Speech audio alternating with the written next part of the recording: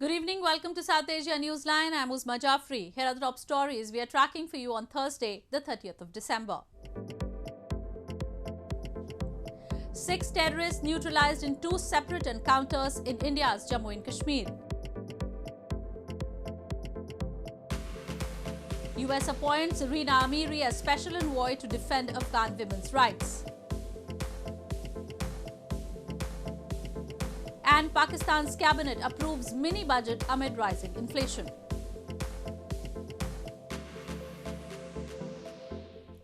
And now for all the details. 6 terrorists, including 2 Pakistani nationals, were killed in 2 separate encounters with the security forces in Anantnag and Kulgam districts of India's Jammu and Kashmir, officials said on Thursday.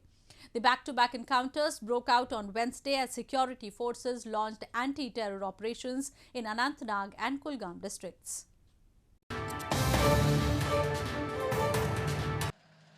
At least 6 terrorists, including 2 Pakistani terrorists, were neutralized by security forces in 2 separate gun battles in India's Union territory of Jammu and Kashmir, police said on Thursday. The back-to-back encounters began on Wednesday evening as security forces launched anti-terror operations in Anantnag and Kulgam districts of Jammu and Kashmir.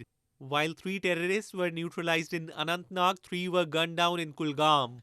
1 Pakistani terrorist was killed in each of the encounters. 2 M4 rifles and 4 AK-47 rifles were also recovered from the encounter sites, a senior police official said.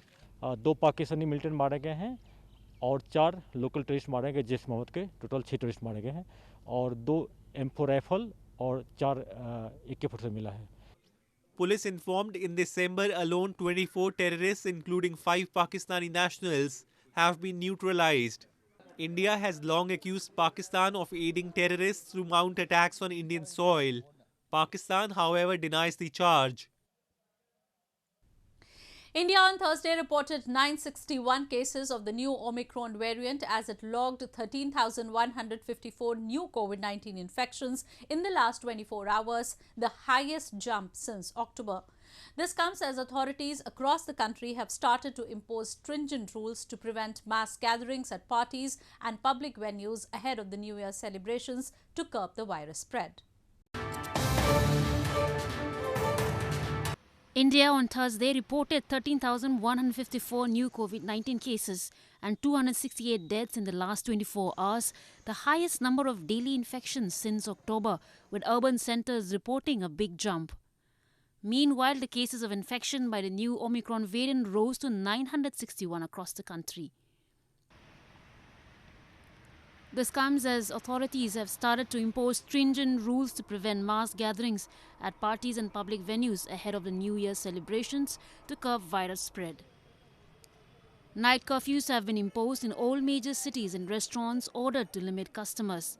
However, state authorities are finding it difficult to limit crowding in markets and holiday destinations as they are allowed to remain open. In view of the sharp rise in cases, health ministry officials appealed for a heightened vigil. जिसमें मुख्यतः containment activities को बहुत एक सुदृढ़ तरीके से field पर किया जाए, जैसे कि restrictions in terms of night curfew हो, लार्ज गैदरिंग्स की रेगुलेशन हो, उस पर कार्य किया जाए. साथ ही टेस्टिंग एंड सर्वेलेंस एक बहुत इंपॉर्टेंट टूल है इन्फेक्शन कंट्रोल को मैनेजमेंट करने के लिए. तो टेस्टिंग जो है वह गाइडलाइंस के प्रकार से हो. Asia's third largest economy has already said it will allow COVID-19 booster shots for some of its population from January onwards. U.S. Secretary of State Antony Blinken has named Rina Amiri, a former U.S. government advisor, as a special envoy for Afghan women, girls and human rights. This comes as U.S. President Joe Biden's administration has come under fire from women's rights groups for failing to ensure safe passage for activists and others that had long been targeted by the Taliban. U.S. Secretary of State Antony Blinken on Wednesday named Rina Amiri, a former U.S. government advisor who criticized the chaotic withdrawal from Afghanistan, as a special envoy for Afghan women, girls and human rights. Amiri has spent 2 decades advising governments, the United Nations and think tanks on Afghanistan-related issues. Under former President Barack Obama, she served as a senior advisor to the U.S. Special Representative for Afghanistan and Pakistan. The Taliban overran Afghanistan in August as the former Western-backed government collapsed and the last U.S. troops withdrew after 20 years of war. Since then, the Taliban have curbed the rights of women and girls, banning most of them from working and attending schools in what U.S. officials decry as backtracking by Islamist extremists from assurances they would observe human rights. The Taliban earlier this week also decreed that women traveling more than 45 miles should be accompanied by a close male family member. The United States and other governments have accused the Taliban of failing to establish an inclusive government, and they have expressed concerns over reports of summary executions and the disappearances of former Afghan security force members. In news from Pakistan, Pakistan's federal cabinet has approved the Finance Supplementary Bill 2021, paving way for it to be presented in the National Assembly, Information Minister Fawad Chaudhry informed on Thursday.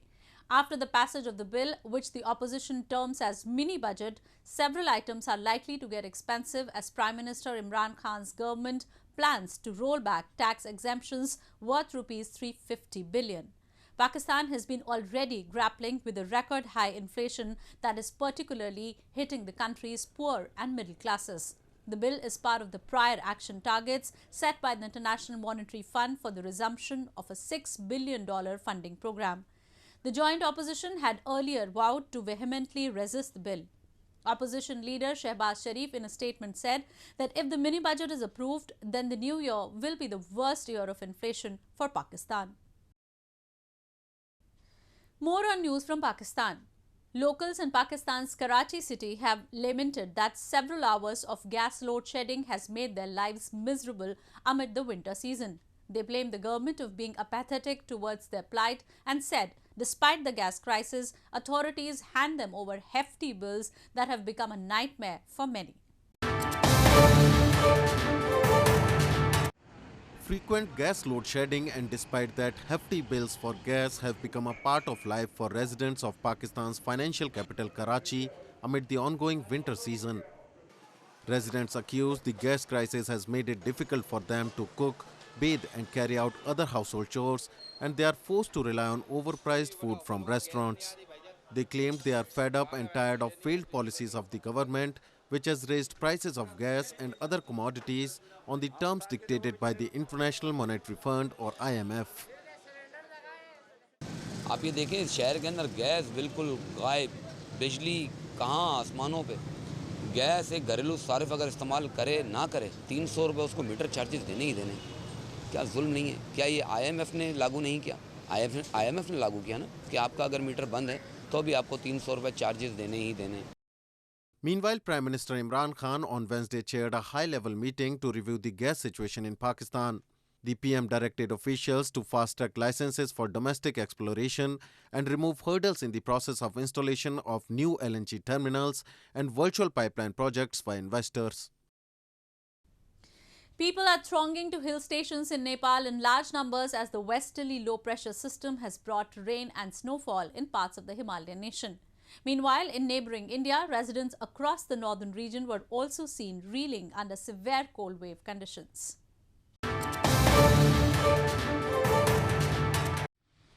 The impact of the westerly low-pressure system has brought rain and snowfall in parts of Nepal, including hill stations around Kathmandu, where people are thronging to enjoy and play in the snow. Chandragiri Hills, a popular tourist spot just at the entrance of Kathmandu Valley, got covered with a thick layer of snow with people climbing onto the hill to play with the flakes. The news of snowfall has brought thousands of people to the hilltop, which is now connected by an electric cable car and other recreation facilities. हाम्रो media भनेको media यो TikTok यो हरेक यो बाट पनि हामीले थाहा पाउने रहेछ अहिले त अलिकति हामीले अझ बिहान हामीले यो फेसबुकहरु खोल्दाखेरि ठाउँ चन्द्रगिरीमा हिउँ पर्यो भन्ने बित्तिकै हामी फ्यामिली 4 जना गाडीले दौडिहाले आउँदाखेरि स्नोफल एकदम रमाइलो भयो धेरै पछि यस्तो हिउँ देख्न पाएको एकदम खुसी लाग्छ आज. Meanwhile, in neighbouring India, residents across the northern region, including capital New Delhi, were also seen reeling under severe cold wave conditions. To beat the cold wave, people huddled around bonfires and sipped hot cups of tea. हमारा बहुत कौन था, आप जब आए तो कई जगह रुकना पड़ा, तो चले इतनी ठंड है, सामने कुछ नहीं दिखाई दिया कोर्ट के हमारे। अच्छा, परेशानी हो रही है? परेशानी हो रही है, चलते आंखों में जलन सी हो रही है। पास का भी नहीं दिख रहा? पास का क्या, इतना कोर है, बहुत कोर है। The Indian Meteorological Department has forecast cold wave conditions over northwest India during the next 4 to 5 days. South Asia's winters are not as cold as other regions such as North America, but the millions of poor here are hit harder because they live in the open and do not have enough warm clothes. Spreading a message of gender equality, a transgender in India's southern Tamil Nadu state is training bulls for the upcoming Jallikattu festival or traditional bull-taming sport. Jallikattu is practiced in southern India as part of celebrations of harvest festival Pongal, which falls in January every year. Spreading a message of gender equality, a transgender named Kirtan from Madurai in India's southern Tamil Nadu state is training bulls for the upcoming Jallikattu festival or traditional bull-taming sport. Jallikattu signifies a celebration of nature and thanksgiving for a bountiful harvest. Kirtan is training 6 bulls for the festival this time. One of her bulls had earlier won the prize of Best Bull at a Jallikattu festival. Kirtan says transgender people are no less than others, and that is why she took this challenge. எல்லா திருநங்கைகள் வந்து எல்லா துறையிலையும் சாதிச்சுட்டு வராங்க. இப்போ எல்லா துறையிலையும் அவங்க கால் பதிச்சுட்டாங்க. ஆனால் ஜல்லிக்கட்டுலன்ற நம்ம கலாச்சாரம், நம்ம பாரம்பரியம், இதுலேயும் வந்து நான் கால் பதிக்கணும், இதுலேயும் ஏதாவது ஒரு சாதனை பண்ணணும்னு சொல்லிட்டு தான் நான் வந்து ஜல்லிக்கட்டு மாடு வளர்க்க ஆரம்பிச்சிருக்கேன். Jallikattu festival attracts thousands of tourists every year to witness Tamil Nadu youths showcasing their heroic skills in the arena. The competition is scheduled to be held in January next year. Well, that's the way it was in South Asia this evening. Before we conclude, the top stories once again. 6 terrorists neutralized in 2 separate encounters in India's Jammu and Kashmir. US appoints Rina Amiri as special envoy to defend Afghan women's rights. And Pakistan's cabinet approves mini budget amid rising inflation. Now our viewers can watch the show on SouthAsiaNewsline.com. You can also visit us on Facebook.com/SAsiaNewsline and follow us on Twitter @SAsiaNewsline. That's all in tonight's edition. We will see you same time tomorrow. Good night.